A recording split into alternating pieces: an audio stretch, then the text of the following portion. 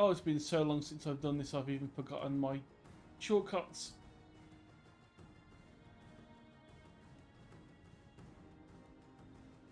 So I managed to find a couple of these off Wikipedia. And we just double check on the names.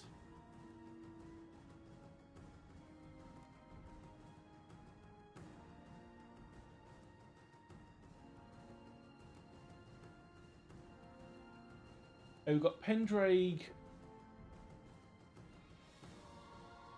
Manare, and Tower Hele, which seemed close enough in terms of size and shape to what these things would start off as. And we're looking at that small bit of tail being 20 centimeters, so it's about 2 meters long, give or take. Which is a starting point is fine. It gets us the proportions that we're going to want. And we can then go nuts with working out exactly how it's going to work from here.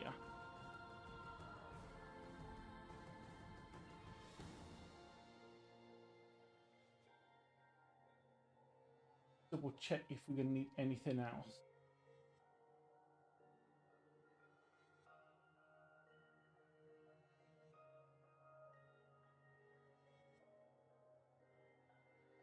I think we're probably going to need to have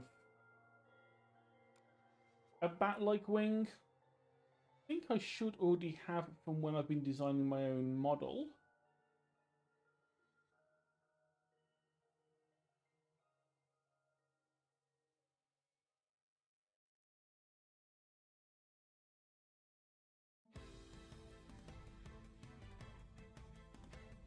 That one should give us a basic start when we get around to doing wings. Granted, that's probably not going to be for like another hour or so at this rate.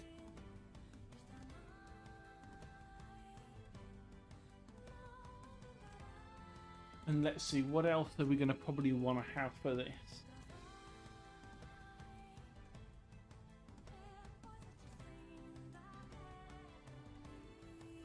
We've got a skeleton.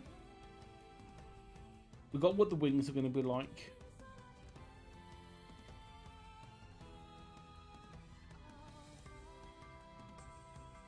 Thinking about that top one.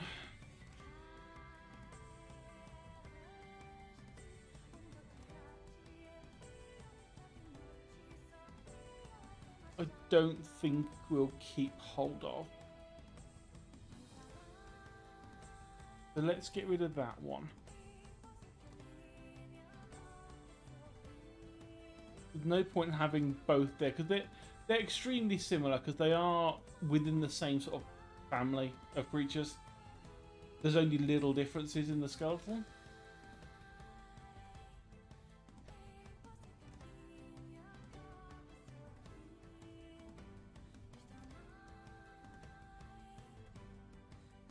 It is in fact a lot of bones.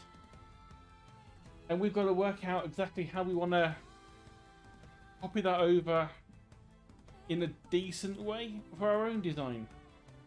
Which will be terrible because I'm bad at this, but...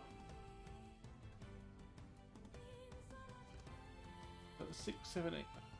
But 8 neck vertebrae, which... Whether that's going to be kept, I don't know. I know in the last one we did, we just kind of went a little bit haywire. We just said we'll just draw in some spine bones and see what happens.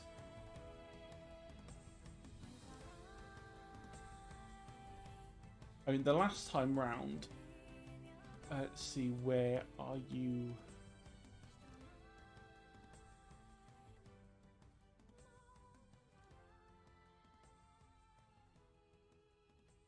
Was this one, and yeah, you can ignore the send help. That was just me being silly during a Discord stream.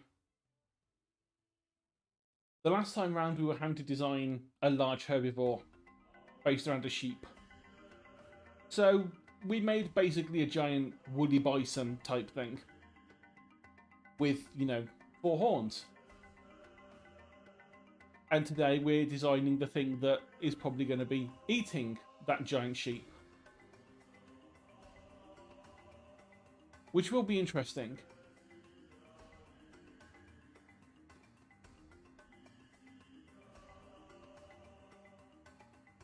So I think that's a good place to start with. I don't think we need any more reference for now. I have got some ideas in my head of what I want it to look like if I had skill. Unfortunately, I don't have skill, and thank you for that follow, Ginger. Oh god, I'm 1 away from 100. That's terrifying.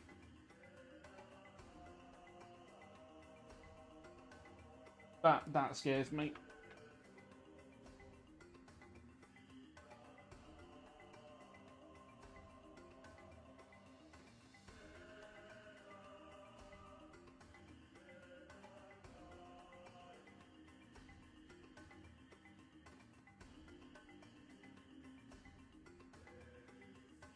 Another thing I was thinking of as well, I was chatting with the people that this is technically for. It's more for me, but it is for them as well. It's part of their D&D campaign world. I was toying with the idea of making it so everything had 6 base limbs. So rather, at the moment with this one, let me... I might find where the skeleton is. So whereas with this one, we'd done it with 4. I basically pictured us having it so. Instead of that,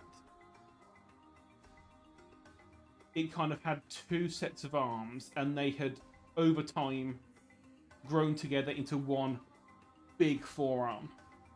Because these things are bulky.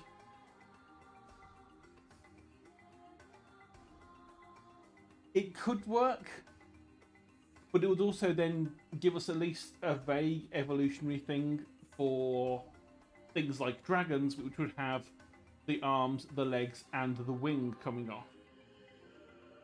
Because, I mean, unless you're an insect, chances are you have a pair of legs and then either a pair of arms or a pair of wings.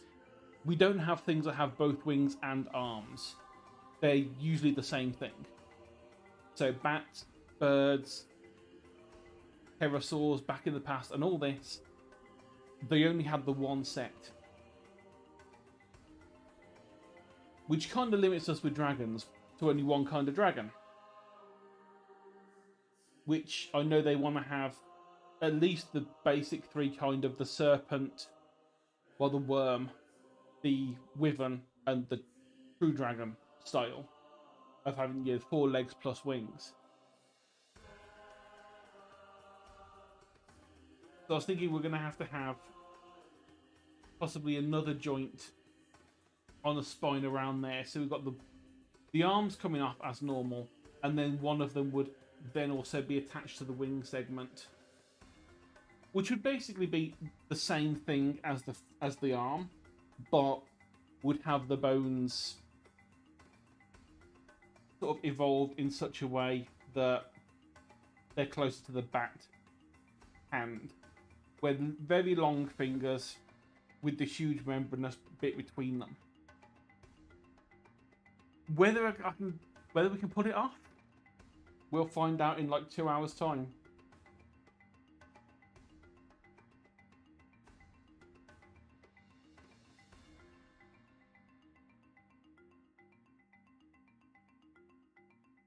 So noticing on this, there isn't technically a shoulder blade on these things, it doesn't seem like. Or if there was, they just haven't been drawn in.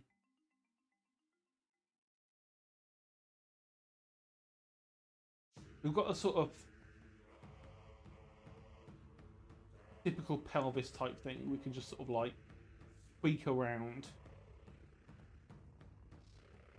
Doesn't have to be the same. This is a totally separate world anyway.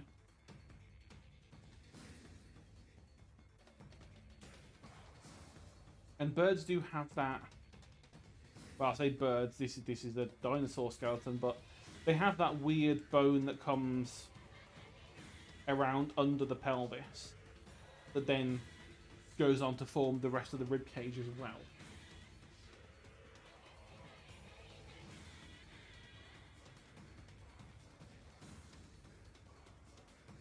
We've obviously got the spine, which we can do all the detail with later.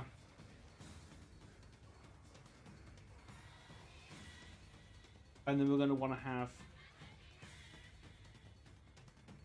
possibly quite close to each other the two joints for the wings and the arms. And then of course it would go up into the neck vertebrae.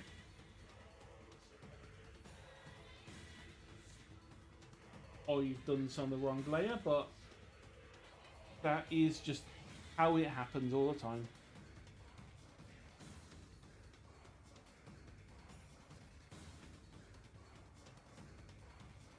We've got our bone.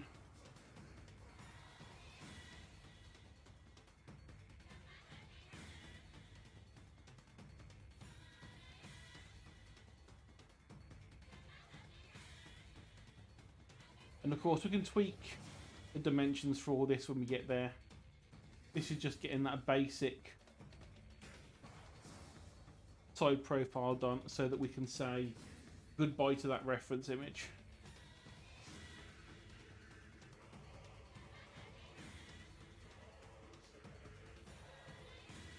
We don't need it anymore. At least not for a while.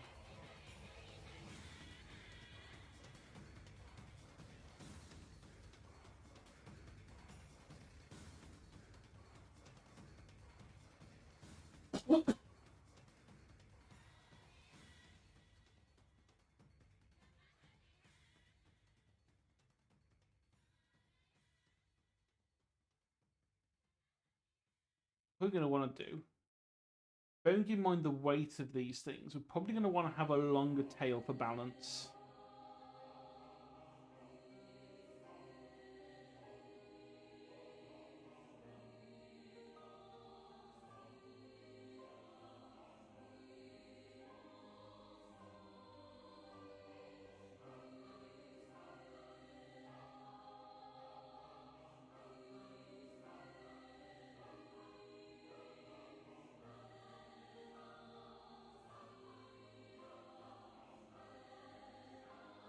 And then, of course, we have the very typical long dragon face, because it wouldn't really feel right if it didn't have something along those lines. Whether we go to have the full-on crest or anything, that might be something later on. Maybe one of the males or the females, maybe they have a crest, and the other ones don't. Maybe they're different sizes, different colours, whatever. For now, that can go to the back burner.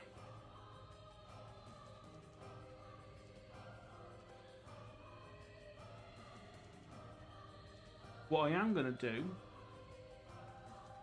is we're going to be wanting to change how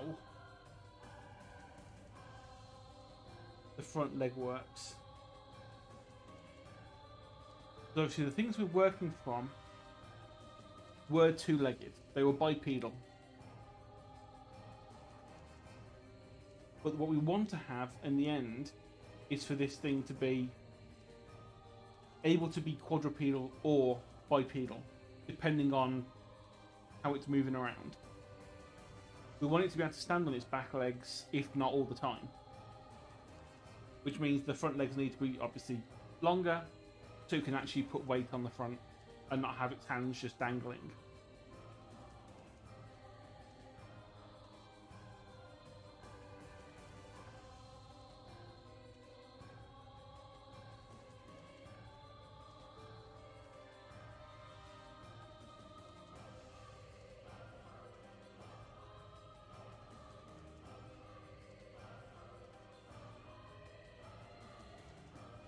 So let's think, we've got top leg, there's the knee.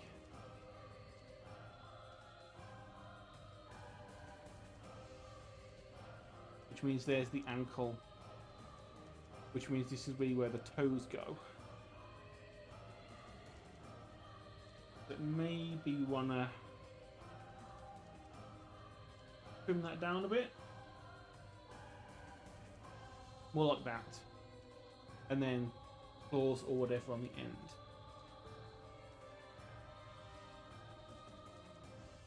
The front arms are probably going to need tweaking.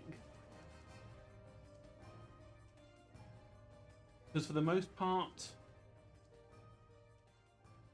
these dinosaurs, their arms went like this and their hands were actually put out like this, and they couldn't twist them. Otherwise, it would simply just break their wrists. At least according to the paleontology stuff that I've seen. Raptors and stuff like that, their hands were set in that orientation. They weren't flat. They were sort of side on. So we're going to want to probably tweak this a bit anyway.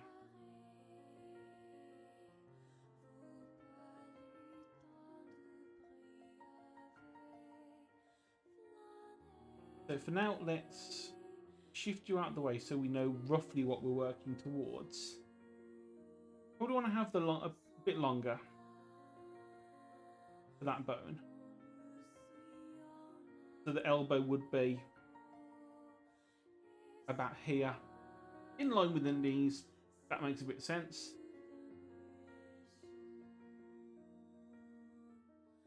So we probably would want to have it further forward thinking about it, to help balance the weight off.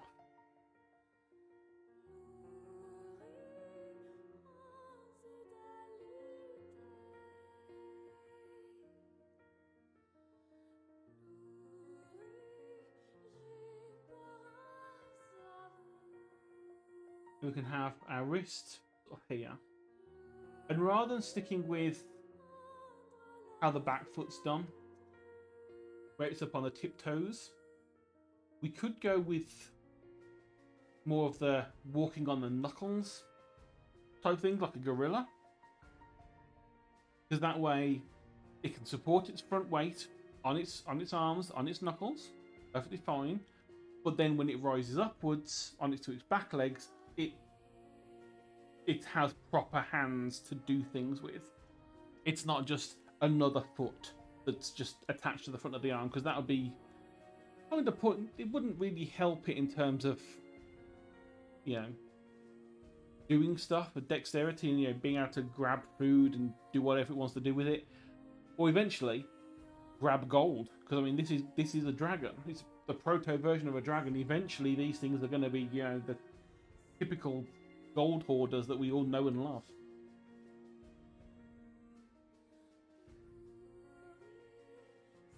And then, of course, from this joint on the back,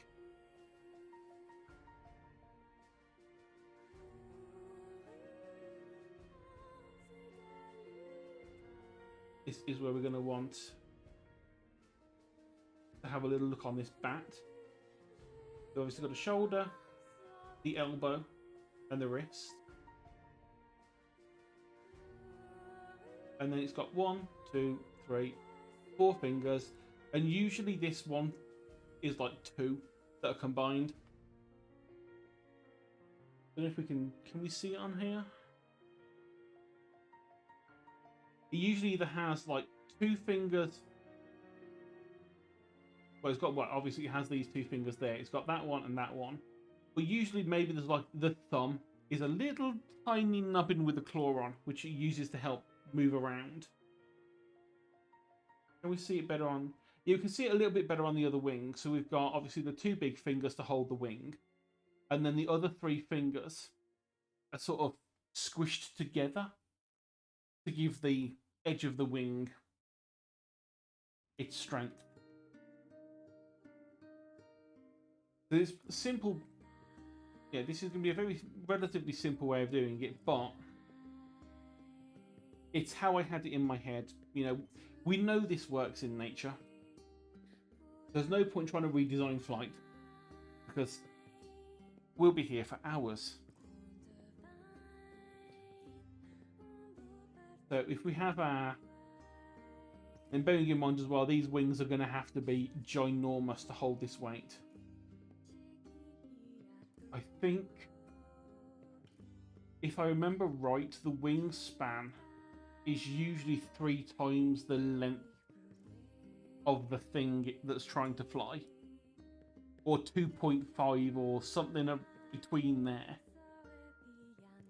So no matter what it is, you'll find that, you know, if the bird, for example, is 50 centimeters long, it will probably have a 1.5 meter or thereabouts wingspan. Otherwise, it just simply wouldn't be, the wings wouldn't be big enough to help it fly.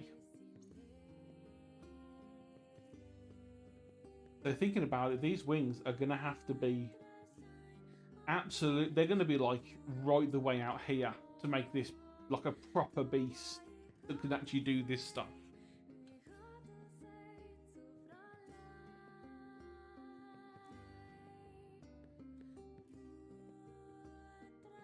As I say, the way Wooly and Ginger are trying to set up their world, they're trying to make it at least based on realism and evolution. Yeah, there's gods interfering with stuff, but they want to make it, at least from what I've gathered when talking to them, they want to make it at least relatively sensible.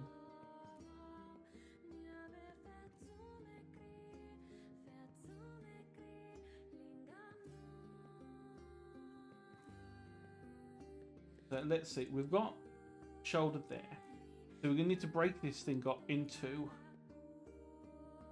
let's say, we probably want the elbow to be about there.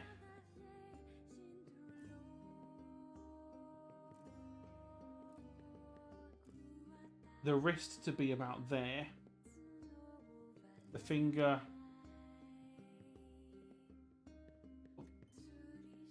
doing that. And then that. So we'd have our very basic wing shape.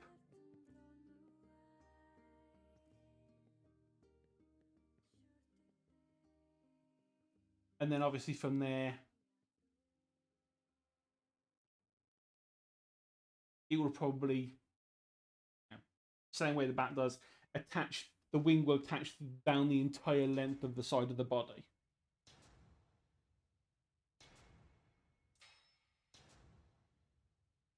So let's say from the top, it would probably,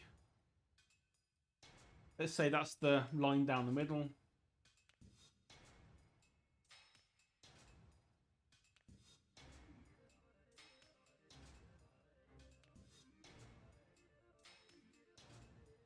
Let's move that somewhere we've got more room to work with.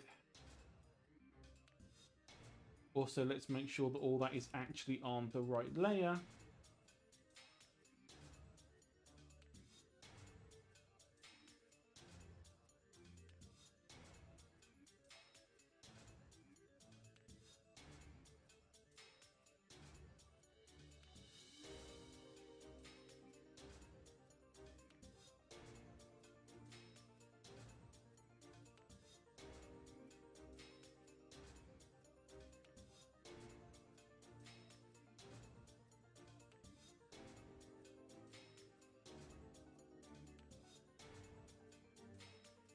If you want to make it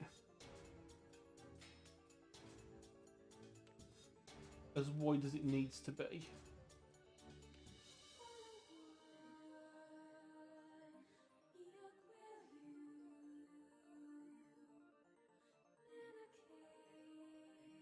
Top one.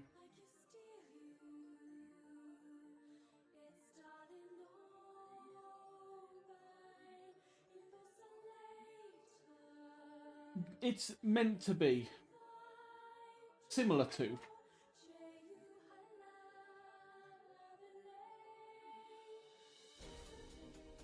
I mean, I've got a couple of friends who are doing D&D campaign, and they're sort of designing a full-on world. And I've been talking to them, and last week I kind of designed them a big herbivore for one of their areas.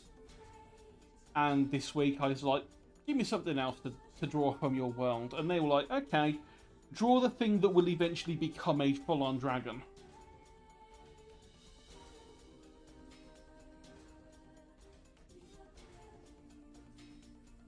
Yeah, I mean, who doesn't like dragons, really? I mean, they're a cool idea. I mean, one of the few things that seem to just be just constantly in all mythologies. Everyone seems to have some kind of dragon. You see, you can't really get me with that one when I'm actually drawing a dragon. I'm fully expecting to have at least 2 other people come in today to do that. And I use that one on friends myself too many times when doing stuff like this.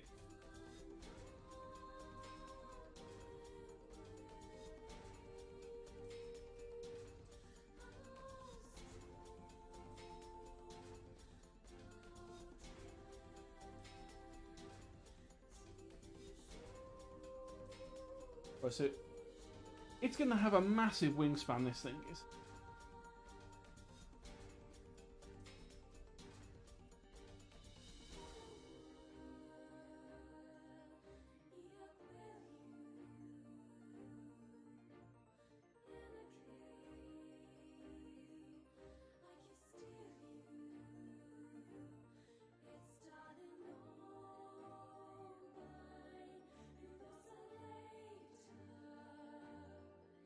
We can actually fit in with the whole thing actually working and being able to fly properly.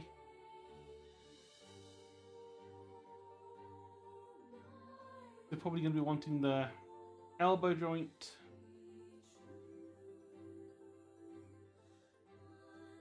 the wrist, and then end of a finger.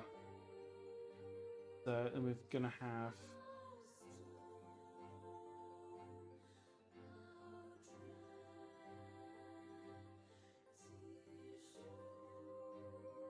I'm imagining, yeah, very, very, very obvious.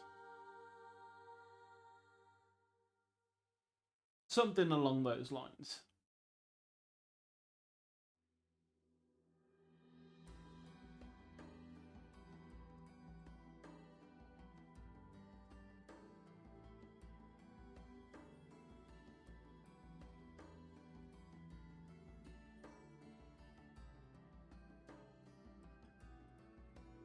We can get rid of these now because they were just there to get the wing size correct.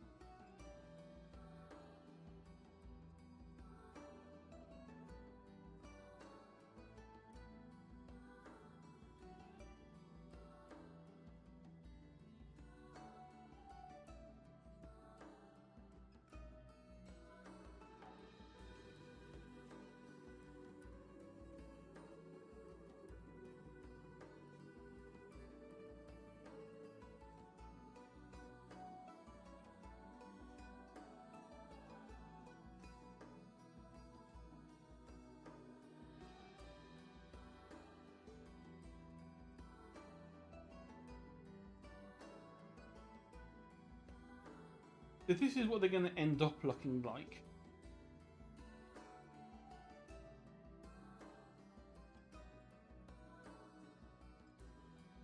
What would the original one look like?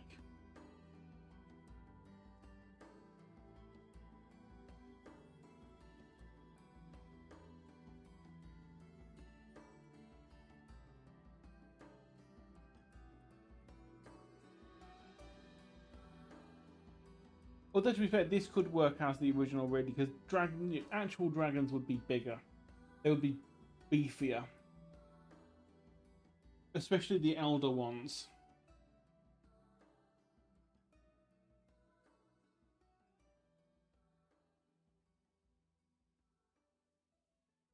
So see, these are going to be the ones we know and love from D&D. Basically sitting on their hoard until they want to eat.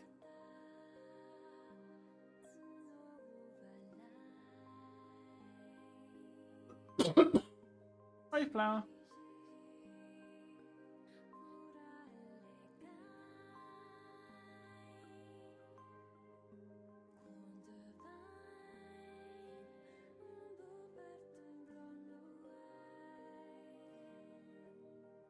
No, that's okay.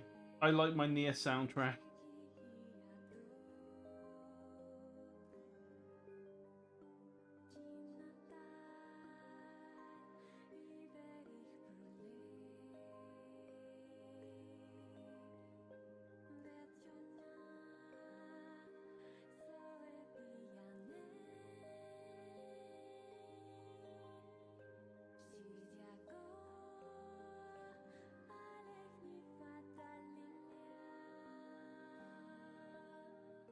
I mean, if you drop it in Sheepa's Discord, I can listen to it later, but kind of in the middle of the stream, so not really going to be going off and listening to music at the moment.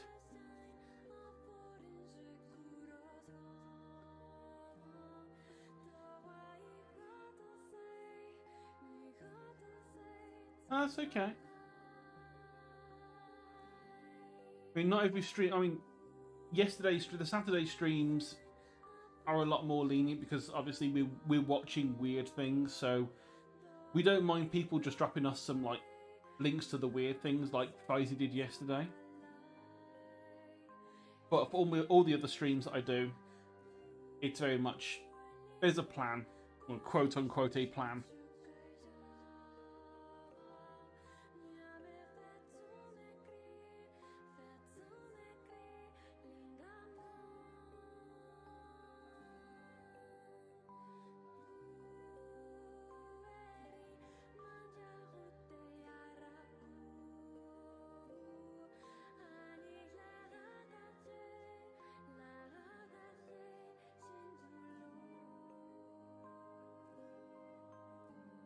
Oh, look who's popped his head in. It's a beanie.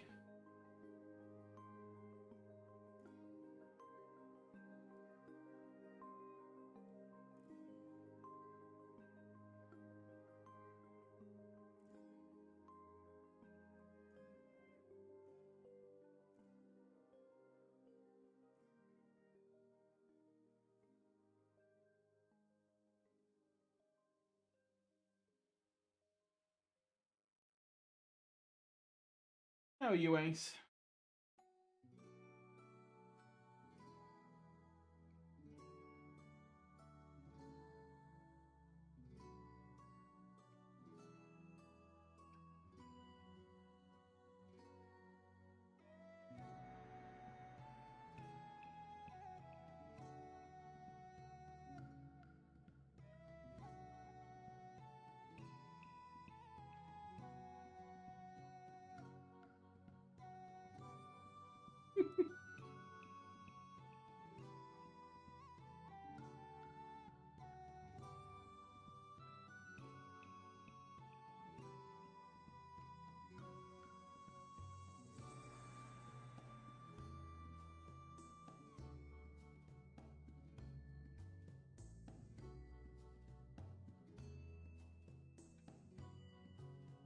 Yeah, busy is all.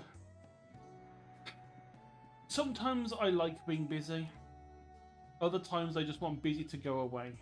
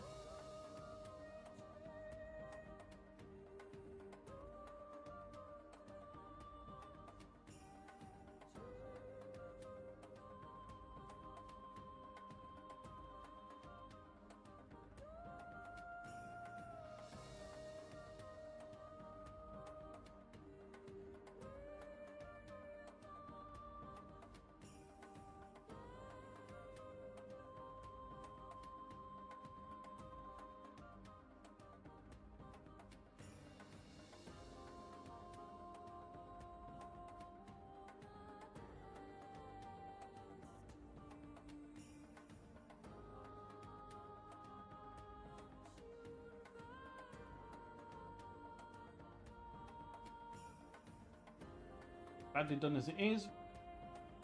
It's fine. Close enough.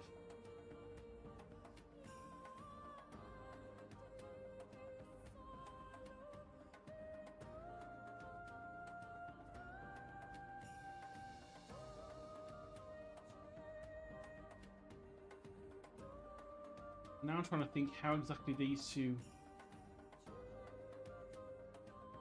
wing bits are actually going to attach to this thing.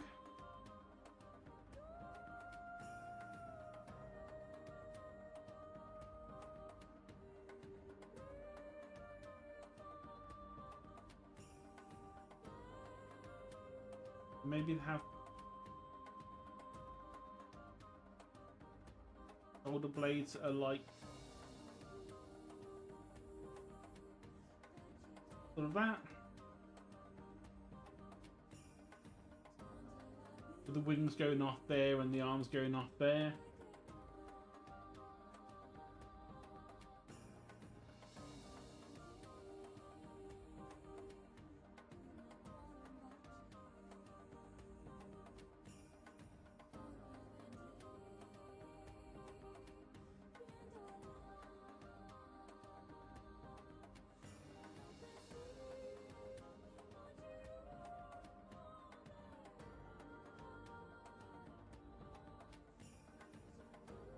Obviously, unlike the bison or the giant sheep from last week, we don't want it to have a massive shoulder blades because that's just going to add weight, which means harder for this thing to fly.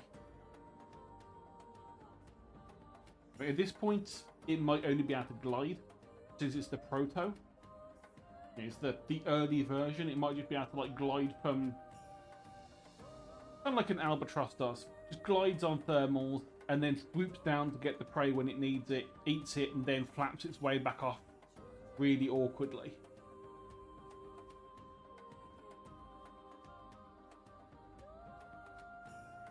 Let's say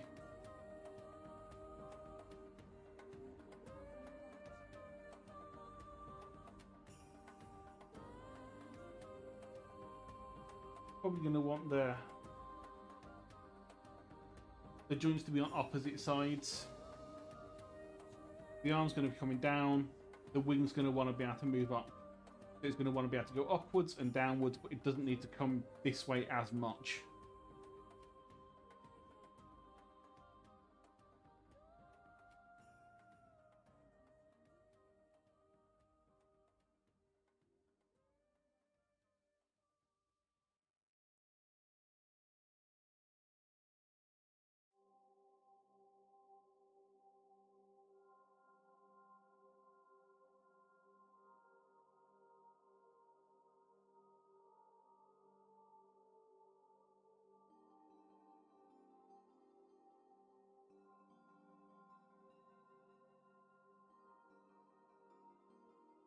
Obviously, this is the wrist, so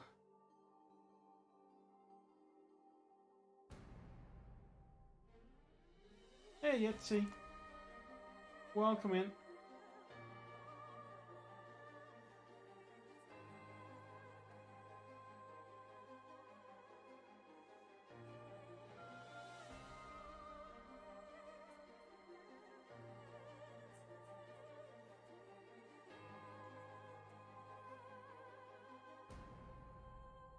Insert 25 hand bones here because I'm not doing that.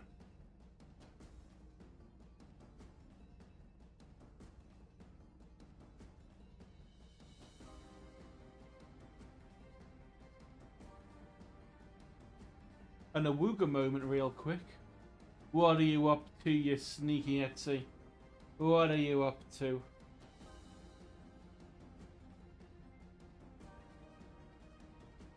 Oh, Jesus Christ. Thank you, Etsy.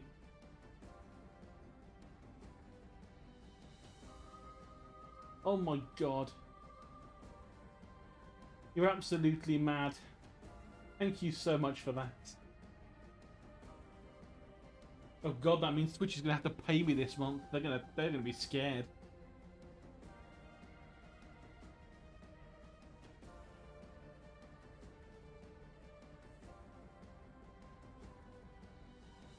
Let's see who's. So, Joshy's got one. Captain Starlight, Faizy, Warpar, Ash got one. Inami got one. Fairy got one. Marla got one. Zay got one. And Rev got one. Only as a very basic thing. I'd mainly put it in there as a follower goal, which was sort of off screen. Because that's currently on. Let me double check.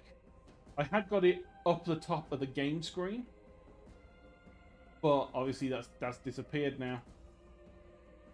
It was mainly because I was really close to the 100 subs, 100 followers, so I'd got that up there. But I put the sub and the follower goal in, thinking that Twitch might let you have both at the same time, and technically it does, but you can only see one of them at a time for some reason.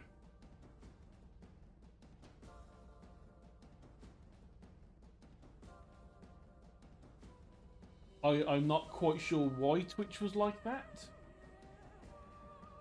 Let me just double check on the goals, because yet the follower goal is still shown there, and that is the one that is apparently ongoing.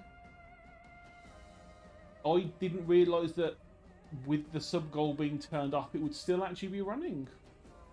But either way, we've hit it. I kind of had it there because I was thinking, I would say quote unquote thinking of subathon in about a week and a half.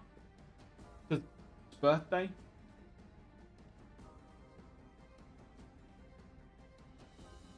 Hide that extra window off there. Don't need to see that.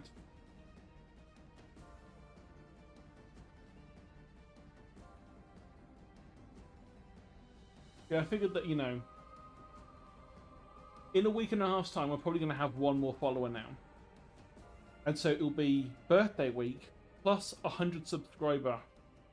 Well, 100 follower. I spend too much time on YouTube. 100 followers plus birthday week. It kind of seems like I should have some kind of like celebratory stream at that point.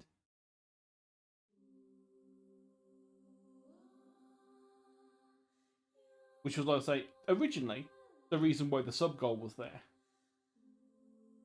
I didn't expect, though, that some crazy person was going to come in the meantime and gift another 10 subs, you absolute madman.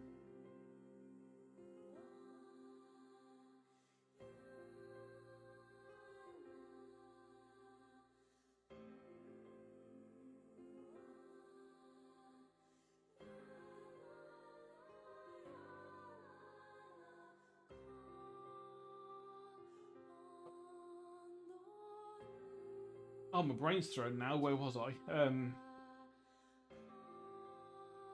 Bones. Yeah. Bones.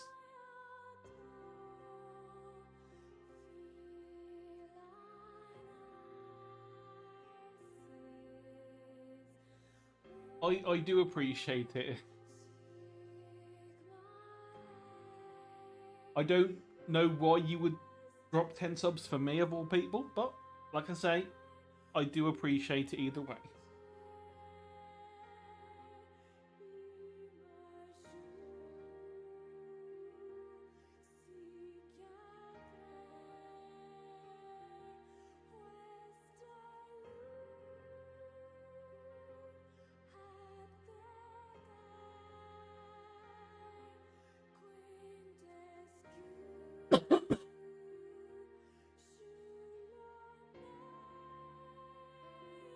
Okay, so we've got our sort of proto shoulder bladey bit. Which, thinking of it, this whole thing would be a shoulder. Because we've got the forearm, the menu, the... I can't even remember the You spent $200 or $300 on gift subs, and that you are insane.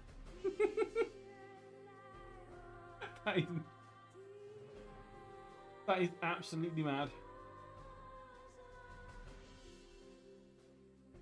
Although I say that, I was the one person that ordered the Scrunkle t-shirt from Woolies merchandise store. You know, that thing he put on his Twitter earlier that just had a number 1 in units sold. That was me. I spent £20 to buy a t-shirt with his little face on it. Not even a well-drawn his face on it. The thing he did in Passepartout, or Passepartout, when he was streaming it the other day. I told him I was going to buy it because I needed a new t-shirt, and so I went and fucking did it. Honestly, it is a valid t-shirt, and it's going to turn up on my birthday, which is even better.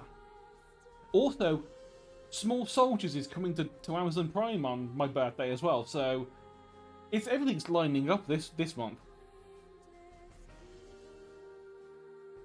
I'm gonna make Wooly watch Small Soldiers because apparently he's never seen it, and that is a glorious film that is so weird. But imagine Toy Story but with guns.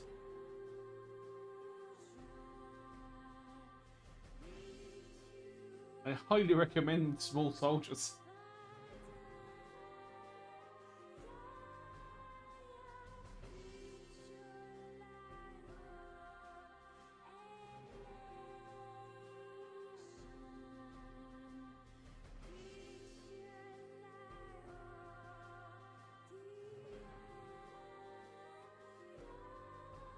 Yeah, like I said, I might honestly take a page out of Seb's book and do a longer day stream, but do things like, you know, do some streamy stuff in the morning, some games or whatever.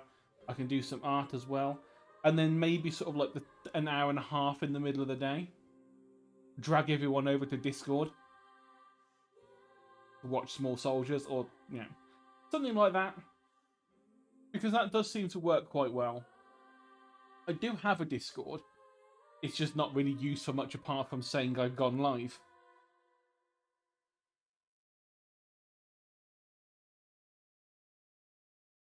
But I should start using it more, to be honest.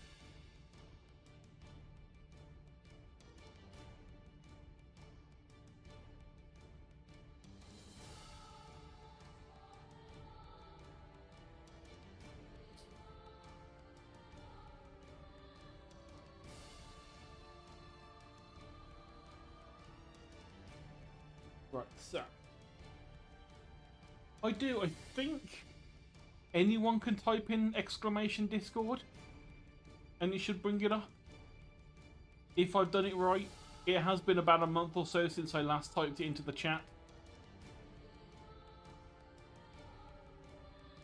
I think I did set it up with Stream Elements, I think. Ah, let's have a look at that.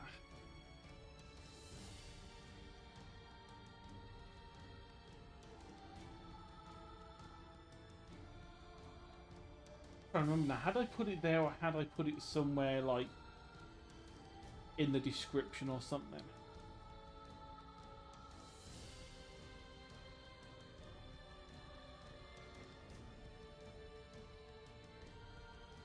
But then it was there at one point.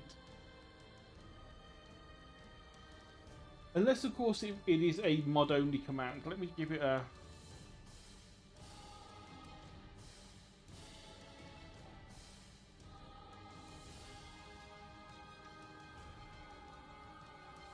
Okay, yeah, it's mod only, so it is actually still there. Yes, and witness the weirdest taste of things that just show up straight away on my YouTube page.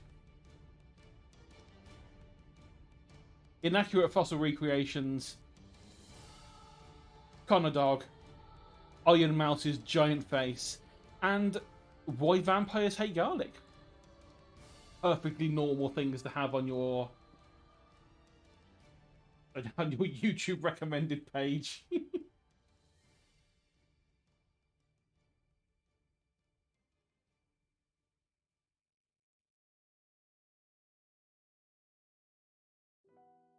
Right, okay, so we have our shoulder blade now. We have our forearm. We have our whatever the upper arm is. I think so. I honestly, because normally whenever I click on it in a browser, it brings it up in a browser tab, and I have to copy and paste it to my desktop Discord, because it just does not, for some reason, like joining invites through a browser. Discord do be weird sometimes. But you should be able to sort of, I think you should be able to copy the link, open Discord up, go to join, and then paste in the invite, and it should work. And then I just need to remember the fact that I have a new members section where people drop in, that I just have to, accept them in. Oh, speaking of, I see your face there. I see a baguette. So let's roles member. There you go. You should have access to everything now, I think.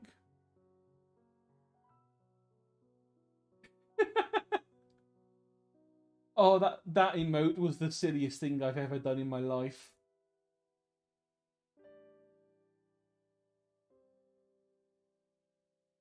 For some reason, we ended up watching one of the Concord, the old adverts for it,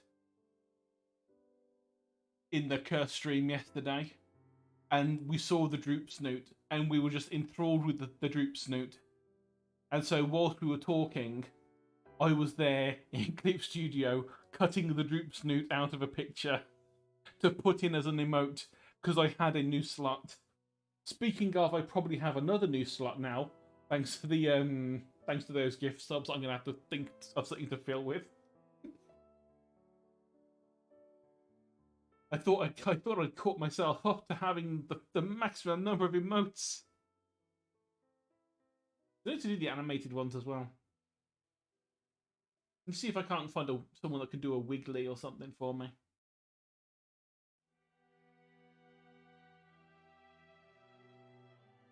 Or failing that, do one myself.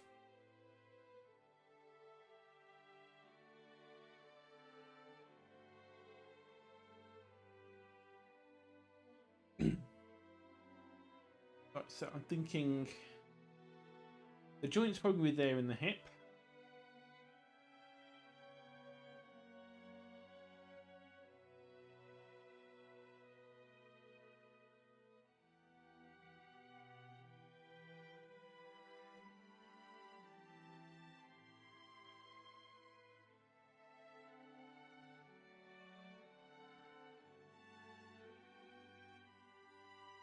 This is going to be another of those bones, isn't it, where there's two of them.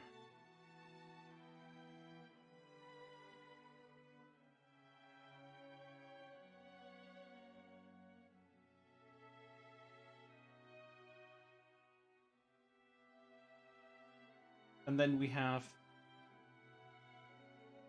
insert similar number of bones as to hand, because, yeah, that's...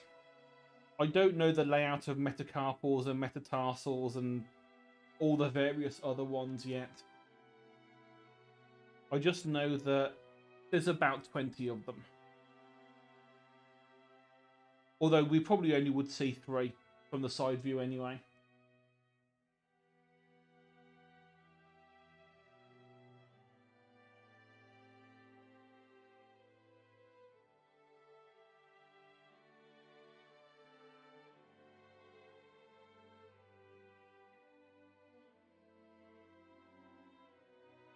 It's based off. I don't know if you were here for this beefy boy last time, when I was drawing the thing for Sheeper and his yes, the Bean Boy. It's a similar thing. It's for Wooly and Ginger's sort of D&D world. I mentioned to them earlier I was going to do another one. I spent about an hour with them in Discord just talking about their world. And at the end of it, they were like, "Oh, just try the Proto dragon. You know, the thing that will become a true dragon in the end." Because obviously they're doing it with like evolution in mind and all that sort of thing. And so I'd gone and found a very basic sort of like fossil, a skeletal layout of a fossil of a thing that would be close enough to what they are saying would be living in the area. So a medium-sized theropod type dinosaur. I happened to find one called Draig, which, you know, Pendragon seems fitting to work from, with it being a dragon. I've given it the name Proto Draig because this thing is going to have a horn eventually. I mean, I'm probably thinking it's going to have like the good old classic backwards facing horn, or maybe some kind of crest.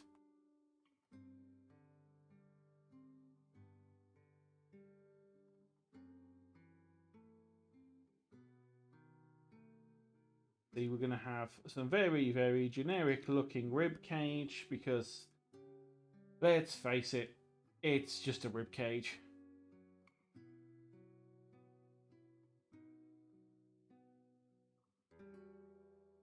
Yeah, that kind of campaign, there are people that run campaigns like that still.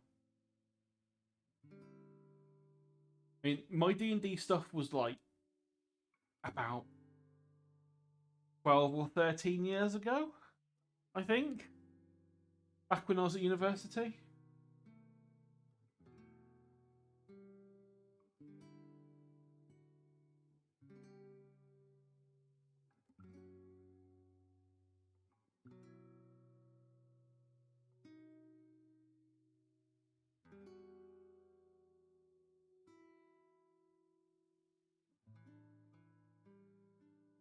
But this part of it, the whole designing things, was one of the reasons I got into art in the first place, but I keep on putting off the doing it.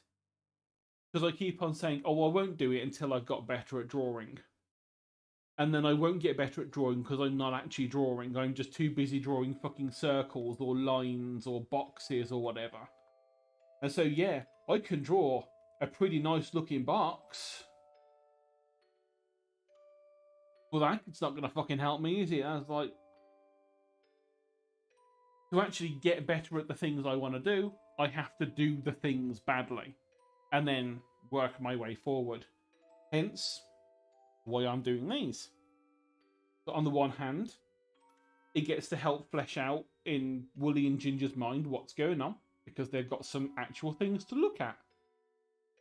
On the other hand, I get to do something that I want to do, and hopefully eventually get better at it.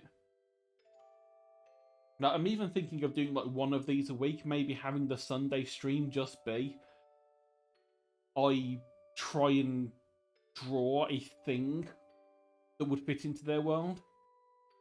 I mean, I've got a list of like their sort of biome areas and a very basic sketch of their map and stuff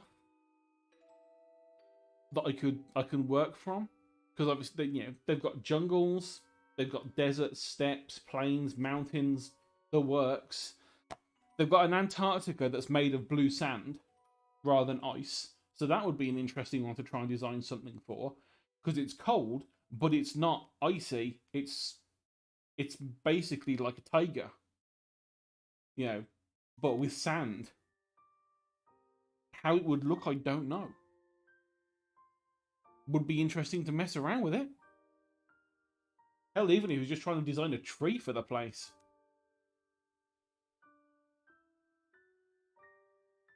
But yeah, it is pretty much win-win. They get something out of it, I get something out of it. I force myself to actually fucking draw, which, let's face it, when you're working a full-time job and also streaming and playing games mostly, doesn't leave a lot of time for trying to learn things. And so if I stream the learning part, I don't have an excuse anymore. I can just suck whilst being in public. And no, if Ace is still here, I'm not talking like that.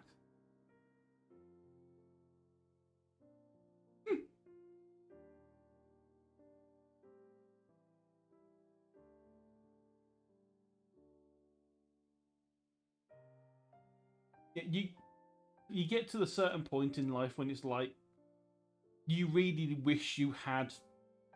You know how everyone's always like, "Oh, be happy when you're in school because it's the best time of your life." It's not the school they're talking about. It's the fact that you have so much free time and not having to give a shit about anything else. You know, there's very little responsibility put on you. You don't have to pay bills. You have money, usually with a bit of allowance. That's the bit they're talking about. As soon as you've got, a job that, you have to go to, otherwise you lose the job, and then you lose your money, and you lose your house, except and all the, necessary things along those lines. You kind of run out of time.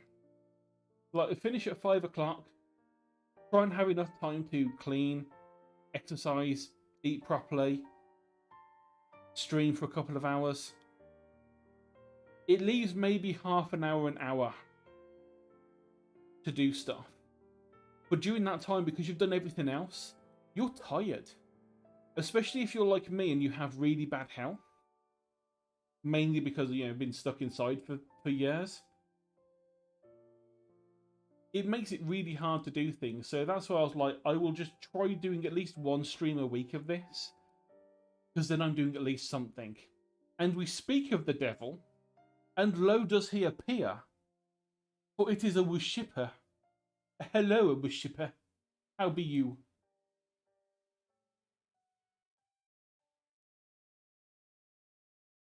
Chimkin and chips. Oh, I want chimkin and chips now. Sendeth me your chimkin and chips.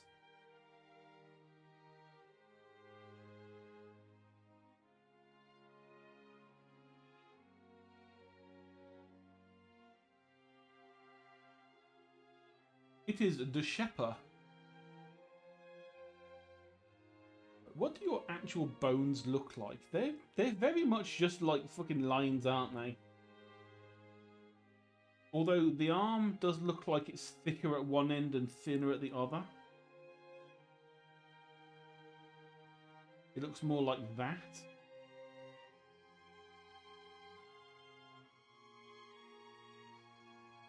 It do be the shep.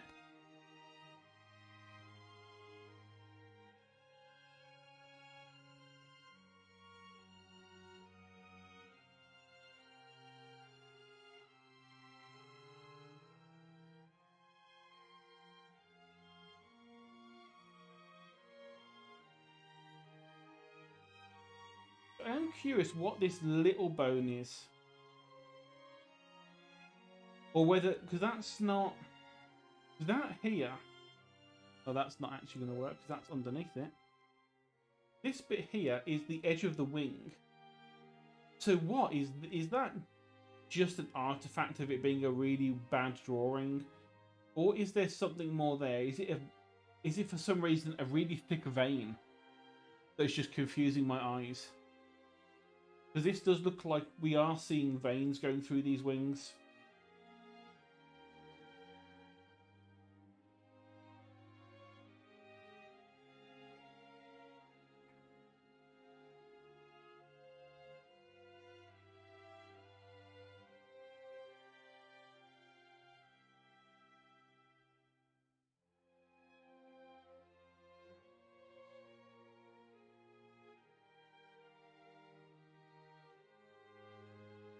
That is on the wrong layer.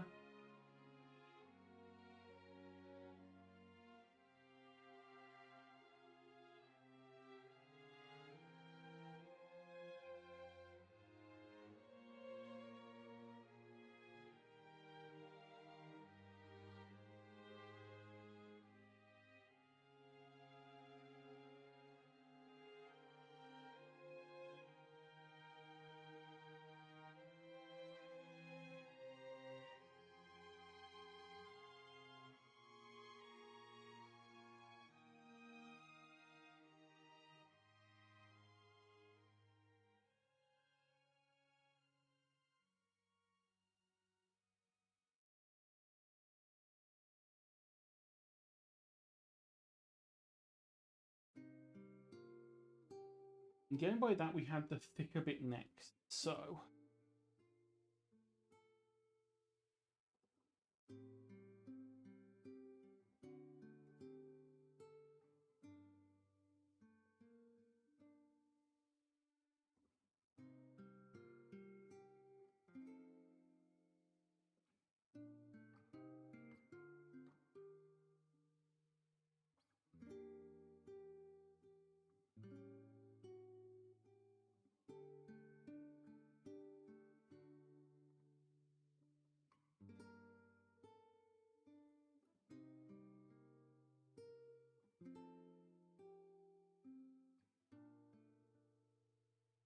this is the Nier soundtrack.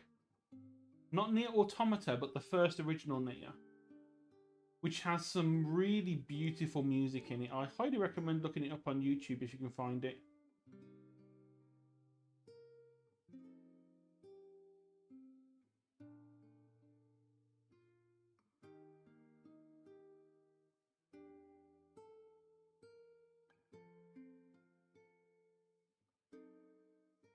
Especially some of the ones that have got singing, because the way they did the music in Nier, the singer made up her own language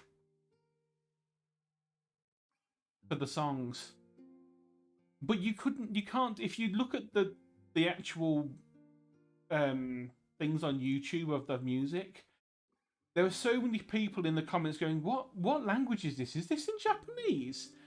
Or is this in French? And there's so many different variations of people asking what language is it this?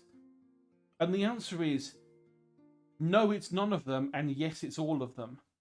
Because the singer sat there and made up words, but used actual linguistics things from language to make it sound like a believable language.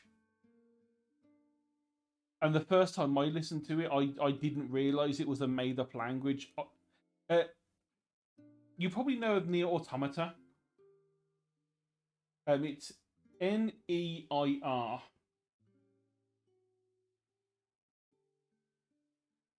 Or is it N-I-E? N-I-E-R, actually. Nier.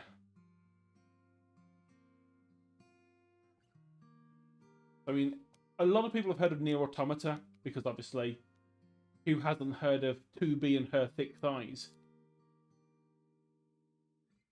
But that's the sequel to the original Nier. Either Gestalt or Replicant, depending on location. We got Gestalt, or Gestalt, over in the West, where Nier was the father. The Japanese release was Replicant, which was the brother, was Nier. And that's where the name of it actually comes from. It is the main character of the first game. But then Nier Automata is a sequel about 5,000 or 4,000 or something years after the first one. Although, to be fair, the music from Nier Automata is pretty damn good as well.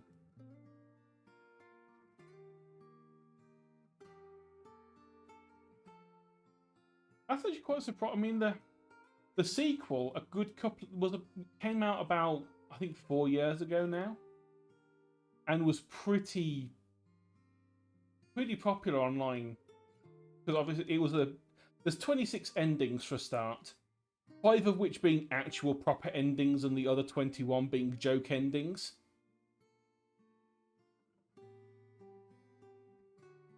But it was one of those games that like everyone was playing and talking about at the time.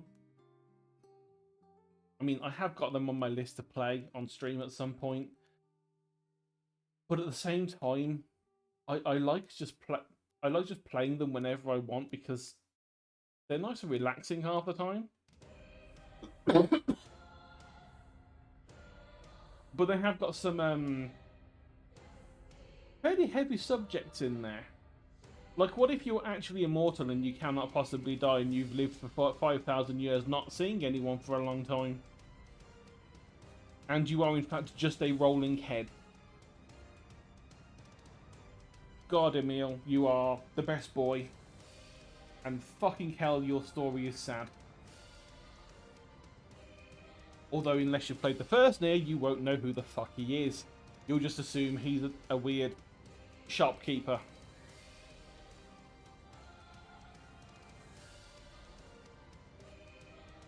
But I do want to get the first Nier off Steam.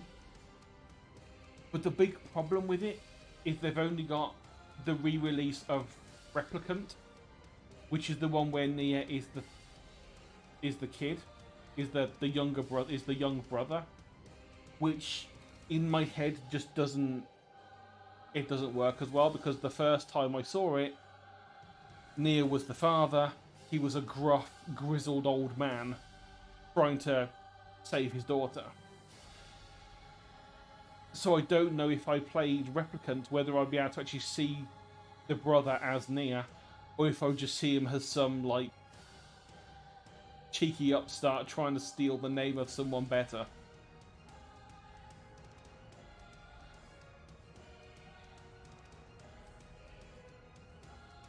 Yeah, I do recommend, even if it's just the soundtracks.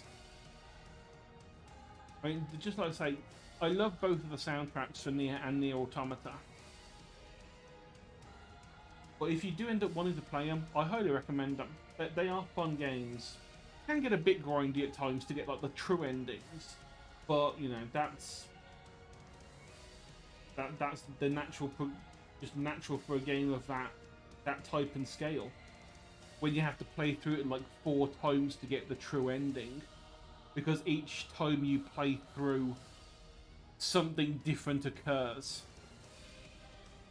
It's the same in both the first and second Nier.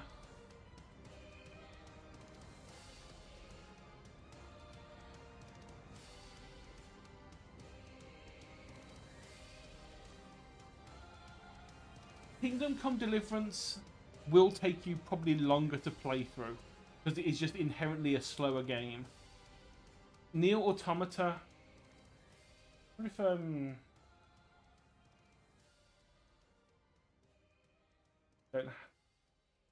if I was gonna say I wonder if there's if I have a trailer anywhere, but I don't have any trailers or anything, because you know I've never had to look into it.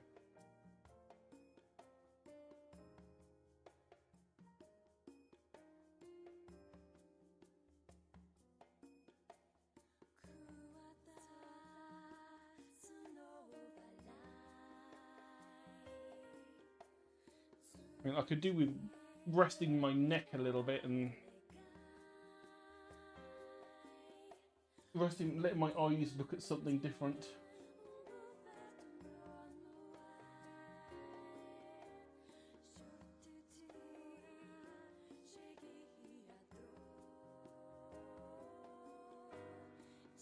Let's have a look.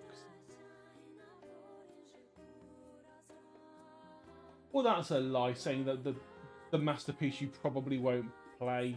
Fuck off, skill up. It was a massive thing. Yeah. Unabridged timeline of Nier. Oh, that actually looks pretty good, because I can see there is actually a lot more of Nier than just the 2 Nier games, which is weird. Oh yeah, and it's getting an anime.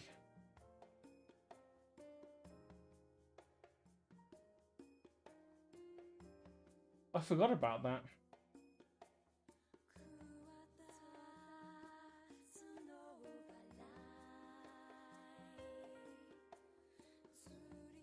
Oh, you're kidding me. I have to sign in to YouTube to actually watch it, because apparently it's a little bit racy or something.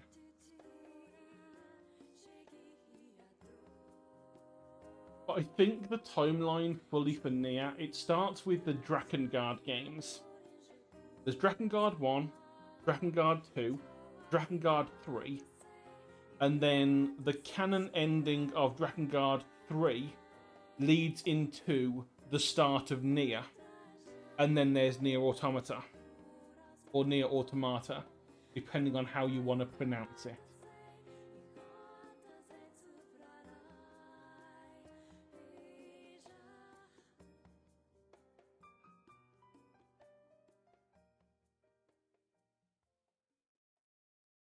You don't need to know the whole thing, because basically all the Drakengard games do is it's a different world, but the canon ending of Drakengard 3, they break out of that world and a dragon and an angel fall into our world, and that starts things rolling when they get killed, and because they're not from this world, they bring a disease with them, a disease that starts things going a little bit shitty.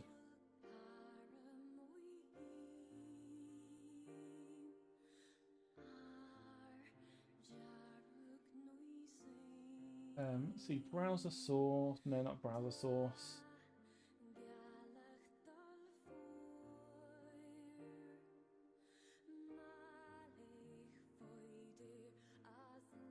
Make sure there's nothing on there showing up that might dox me in any way. No, there's not. So add.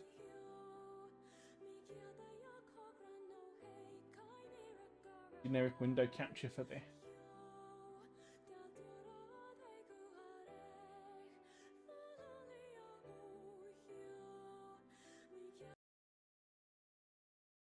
Just so you have an idea of what you'd be getting yourself into. This was the launch trailer for it. Everything that lives is designed to end. We are perpetually trapped in a never-ending spiral of life and death.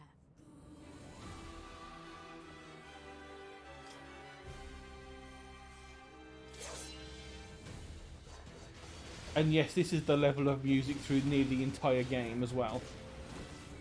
Is this a curse? Or some kind of punishment? Of course, all of this bit is going to get muted when I upload this VOD. And wonder if we'll ever have the chance to kill him. Perhaps we're not so different after all. To me! We better finish this quick! They fight, steal, kill. This is humanity in its purest form. Yeah, the music always gives me chills for this. Now! I think there was a difficulty slider. I don't remember there being one. If I'm being honest, I don't remember there being one. But it has been a couple of years since my last playthrough. But it looks worse than it is in terms of the combat. But for the most part, it's relatively easy to actually dodge all of those things. Let's just get rid of that now, because we don't need that anymore. If that hasn't piqued your interest, it really is a good game. I recommend Nier Automata. I think I bought it pretty much instantly on the PS4 when it came out. Played it through until I had every single ending, which is 26 of them. Although, like I say, about 21 of them are joke endings. Like, you can get an ending by unplugging your power chip and just killing, and you just die. And it's just like each of the endings has a title name, based on the letter of the alphabet. So like, there's one where you could just eat a really oily fish, but you're an android, so you shouldn't be eating fish, and you die. And then you get the game over screen, and you get your fancy, your silly joke ending. And there's 21 of those, plus the 5 main endings, of which you do need to sort of play through the game multiple times, because the gameplay does change each run, for the most part. Or you get to see other bits that you hadn't seen on previous runs. It just keeps building up on the story. It's how Nier 1 worked as well. The original Nier did the same. The first playthrough, it's very normal. The second playthrough, you start hearing what the enemies are actually saying in a language we understand, and you start realizing, oh shit, this is a bit different to what I expected. Yeah, when you hear your enemy shouting, protect the children, things get a little bit scary. Because you're like, are we the bad guys? You have to play. It's an insane game. Like I say, I do recommend playing them.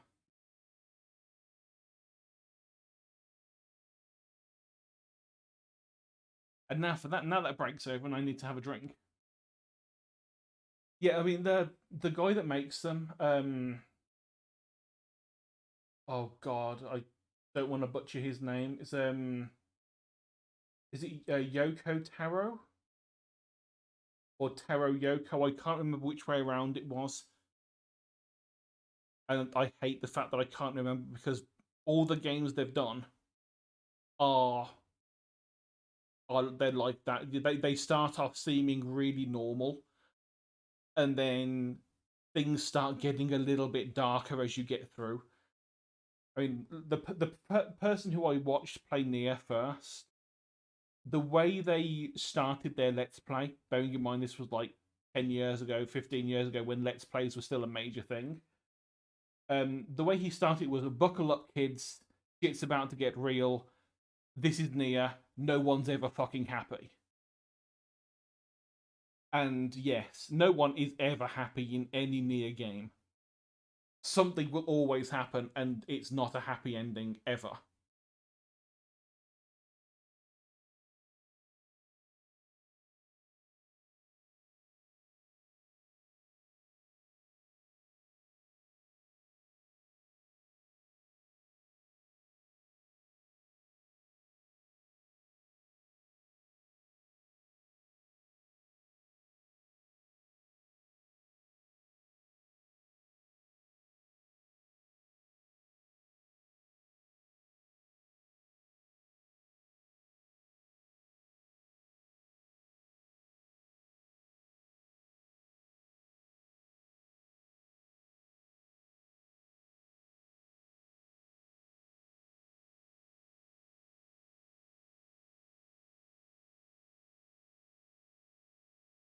I mean, as well, you might be okay with Near Gestalt as well, Near Replicant as well, because obviously you haven't seen the original one that I did, where it's the older father character, so it probably won't be weird in your head as it might be for me.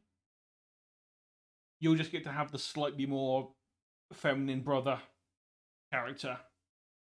You know, it is a Japanese game after all. They like their, feminine male protagonist.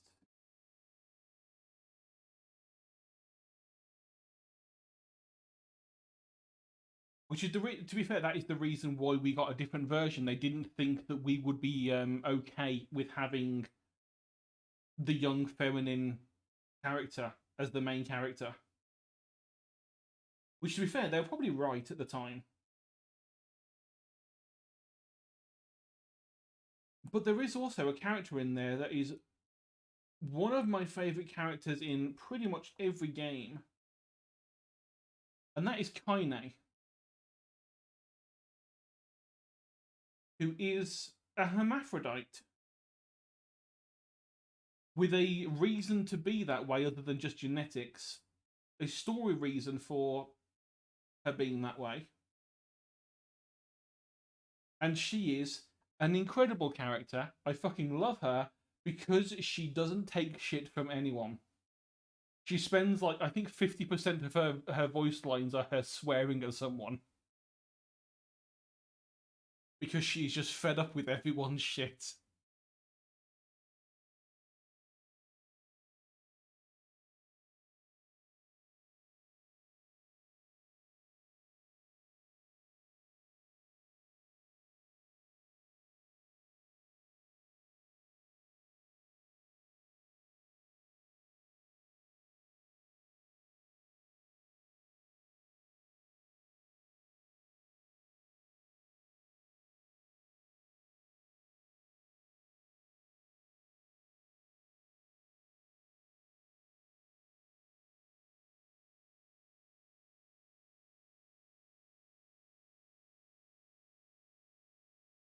Yeah, the main thing that I can tell you is that the music for both the games is.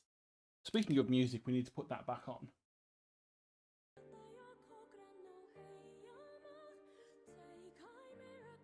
I actually will.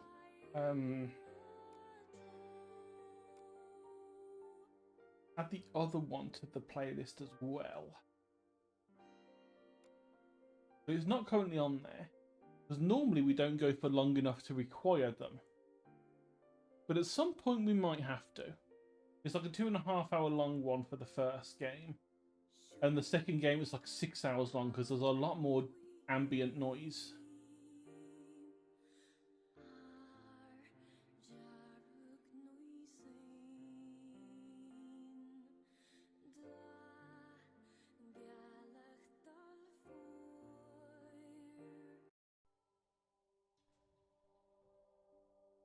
It's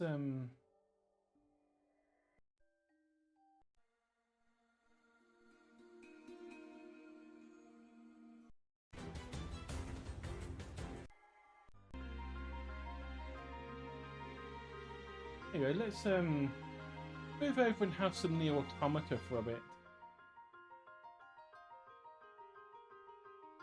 Then skip back to the start of a song.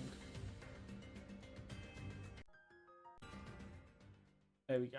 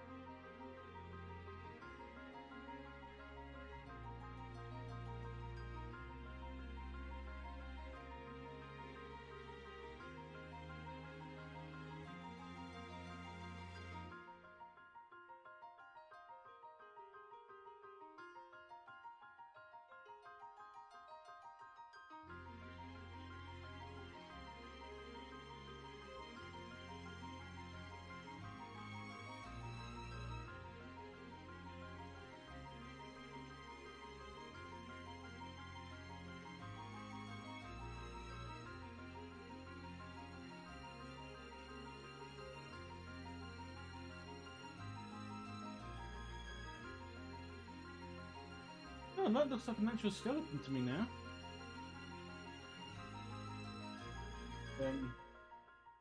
Got a bit of red there.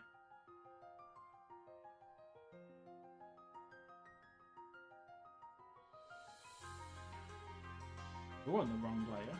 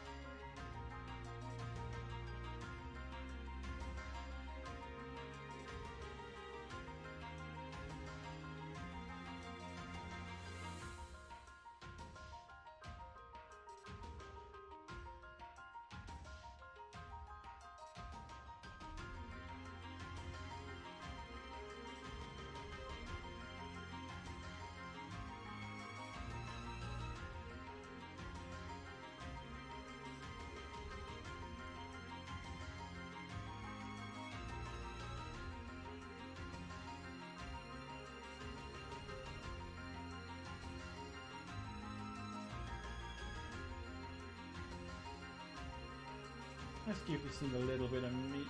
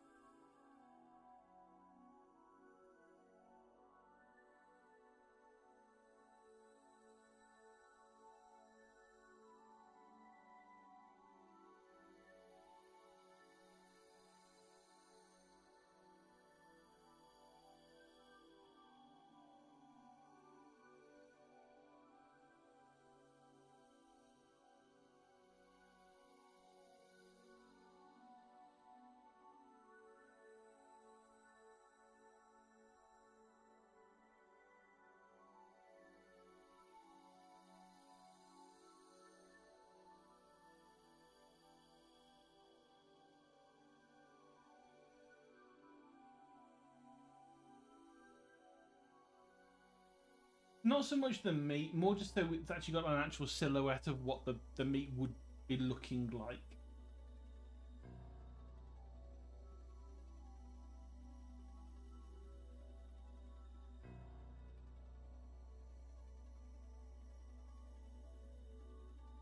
I just don't want to use a stark colour like white, because that'll just hurt everyone's eyes.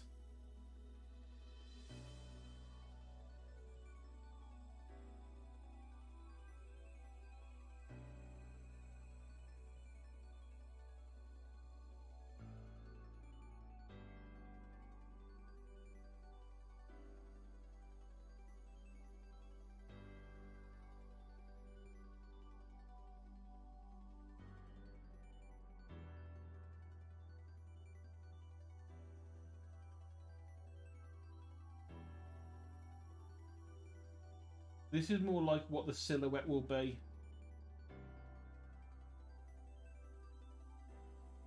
When it's actually got all the meaty bits and the skinny bits and everything on it.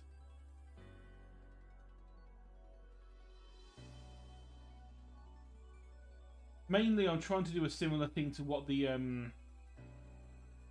original reference did. Where we've got the bones and then it's got the silhouette in a different colour behind it, so you can at least see what the thing was meant to look like, rather than just seeing bone.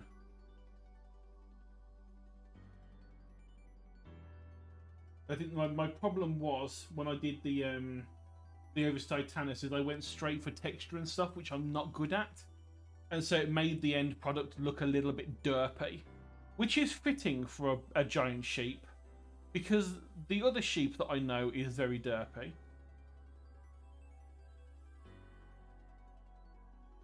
But I want to sort of like make sure I don't bite off more than I can chew. Still do a bit of challenge. I mean, just doing this whole thing in general is a challenge for me because I've not really done much of this. Or any of it, actually, other than the original sheep. Other than that sheep that we had done last week, I've not done this before. And so rather than biting off too much and going straight for textures and stuff that I'm not well equipped skill-wise to deal with, I'm going to try keeping this one very... I can't think of what the word is that I'm after. Not basic. A bit more sort of schematical rather than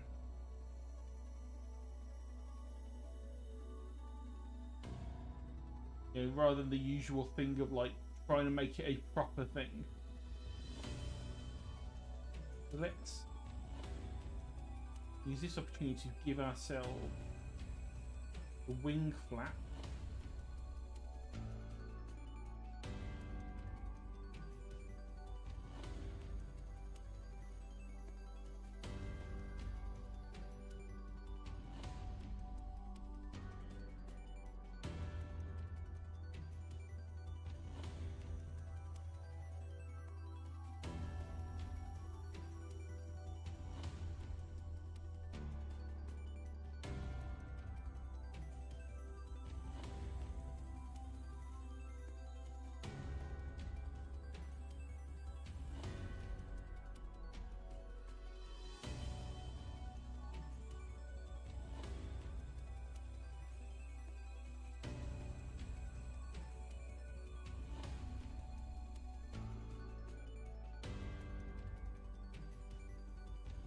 We can get a bit of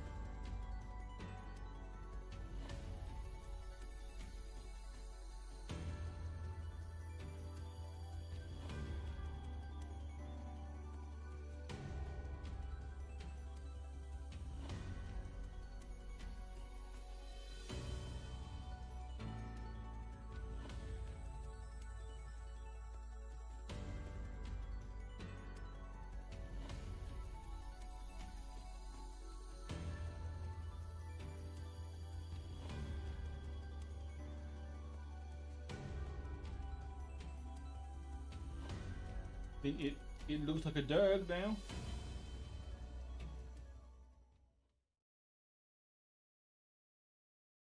I mean, I'll probably have to do the design as well, with the wing folded. Although that should be relatively simple, because all that's going to be would be this down here, this one folded off, and then the fingers folded back. Very much typical as to what we would have expect from a battery, a dragon, as we see on most shows as well, and in most games. They fold their wings up nice and neatly.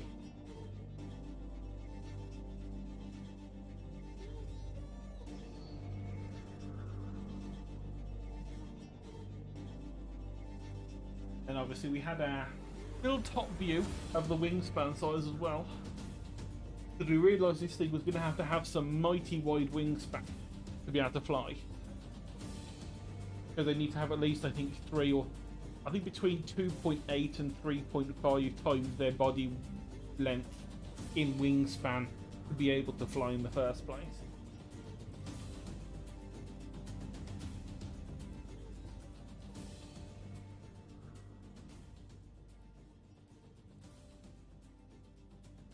Music down a little bit. Well, I think for a first attempt at some kind of dragon, that's not too bad.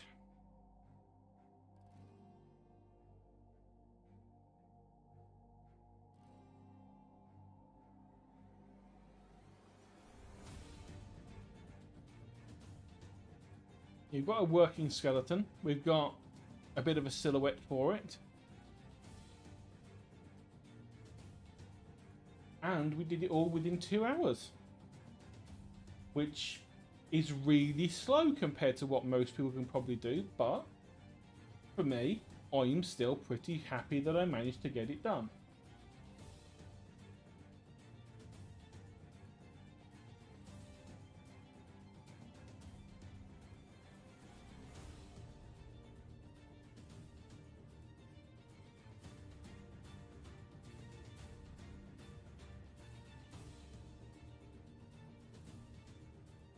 Sure, have a bit of a stretch and a drink.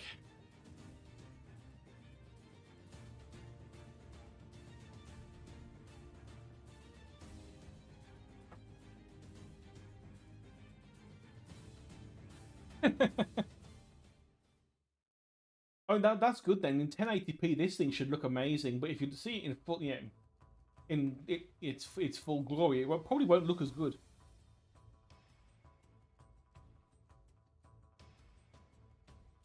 And yeah, looking at it small, it doesn't look too bad. But when you look closer, it gets a bit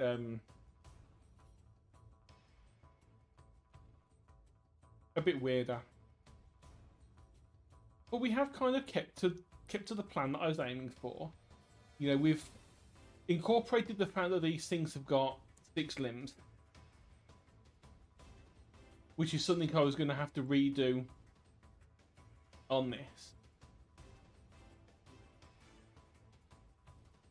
And at some point, I think what I need to do as well is try and set myself some rules. You know, things like if it's a reptile or mammal or whatever in this world, from now on, anyone that I draw needs to have the 6 limbs. Yeah, if they've all come from the same point, they're mostly all going to have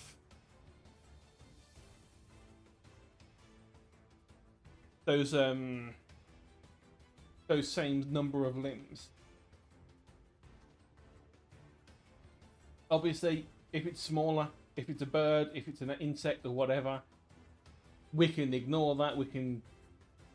I mean, I've even thought of, like, if we're doing things like birds, of rather than having it like this, where we have 6 obviously different limbs, with birds, they've got their wing, but then the other... You know, they've got their leg, they've got their wing, and then the other limb is just like a vestigial spike under the arms or something that was never needed, and so it's just atrophied on the lineage of the birds. So in the same way that chickens have still technically got a claw that they don't ever really need to use, birds in this world would still have the 6 limbs. It's just one pair of the limbs would be so vestigial you probably wouldn't notice until you plucked the thing and then saw it had a little tiny spike under its arms.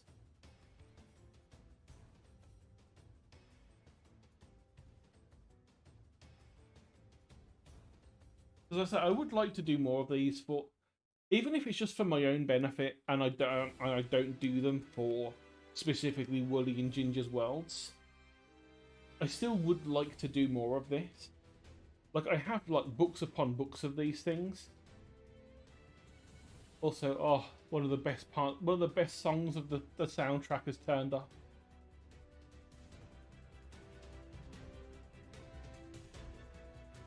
Oh.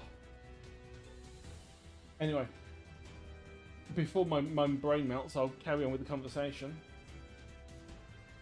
But even if it's not just for like Woolly and Ginger's world that I'm making these things for, I have books upon books of like creature design and the principles you have it.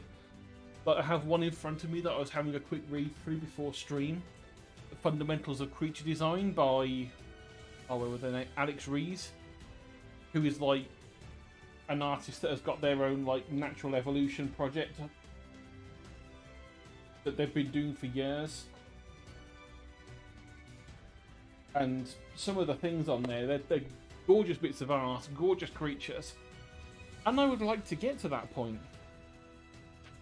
But it's going to involve some work on my end. I mean, the people that I've got the books of have been doing this for like decades. I don't have that much experience. And I probably also don't have many decades left to get the learning in. So I'd best start now.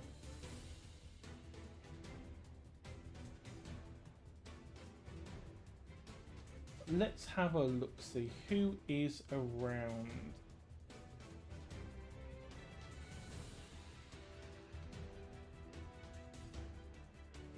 Who can we do a little raid on?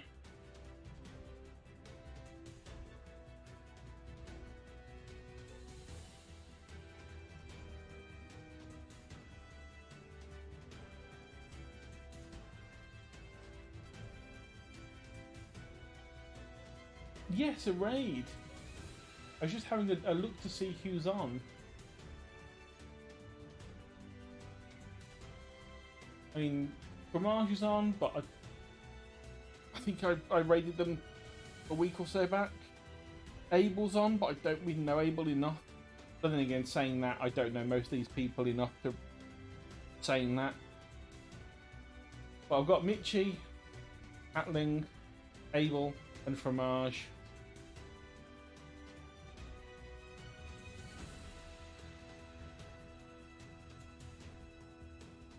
Although I suppose I could go for Mitchie, because Mitchie is also doing art, so at least it would be at least vaguely similar.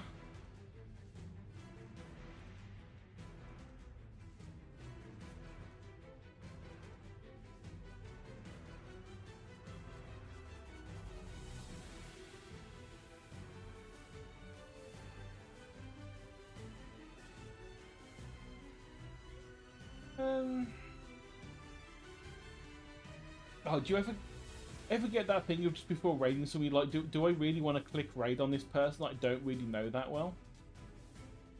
I think I know Mitchie through Sheeper. Let's face it, I know most of these people through Sheeper. Or Jazzy.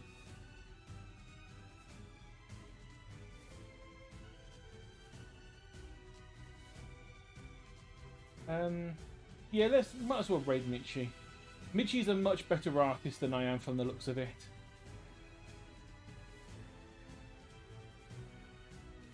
So you'll be able to see how someone who's actually, you know, skilled does all this stuff.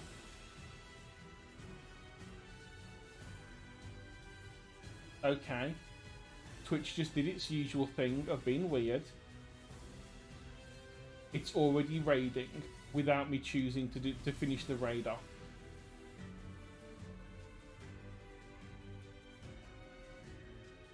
So it will raid eventually, but for some reason, Twitch is being weird and says I'm already raiding them, even though the raid thing didn't actually happen, and it kind of cut out halfway through the process. Twitch has done this now for like 3 streams in a row, and I don't know why.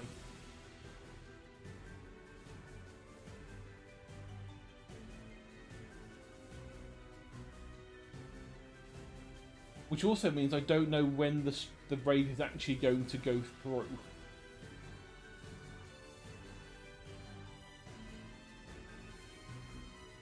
But it will go through, because the last 2 times it has done it.